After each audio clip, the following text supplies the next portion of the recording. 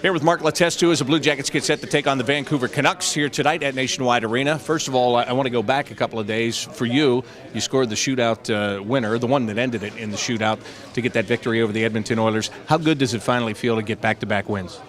Well, I think it's huge, obviously for the confidence in the room.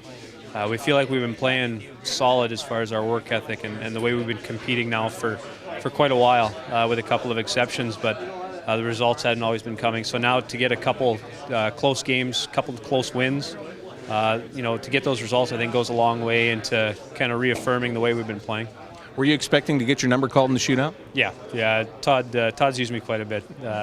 Whether it was last year or down in Wilkes-Barre, it's something I was expecting to go. So when he told me I was going third, you just mentally prepare for it and off you go. Oh, you like being that anchor man, huh? You know what? I prefer going first. I prefer setting the tone, but the anchor guy happens to be me. I made the joke to somebody on the bench that I hope it didn't get to me, and Artie and Cam just finished her off. So it happened to get to me, and I was happy to put it away.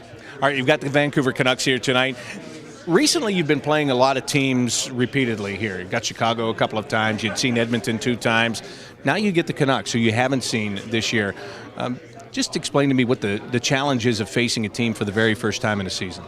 Well, they're a good team, obviously, but you hope to avoid that feeling out process you sometimes get at the start of games where you're kind of waiting for the first team to blink and kind of counterpunch or what have you. But their roster for the most part has remained pretty much unchanged without a little bit of tinkering here and there. So guys have played them before. We know what to expect. They're a good group, elite, offensive skill up front, and it's a group we're probably going to have to stay out of the penalty box and try and outwork them and outbattle them 5-on-5. And they are a team that they are going to get their chances. They're going to create. You can't stop them from creating, but what do you do to stop them from capitalizing? Well, I think you limit them to areas that you prefer them to get shots from. You try to keep them to the outside. You try and make them come all 200 feet, to get their chances, try and get pucks in deep, and, force them to play in the defensive zone. It's tougher to play offense after a long shift in the D zone, so you try to make it a hard game, a difficult game, one that maybe you got to go to the dirty areas to score, and hopefully we do it more often than they do. Mark, thanks. Good luck. No problem.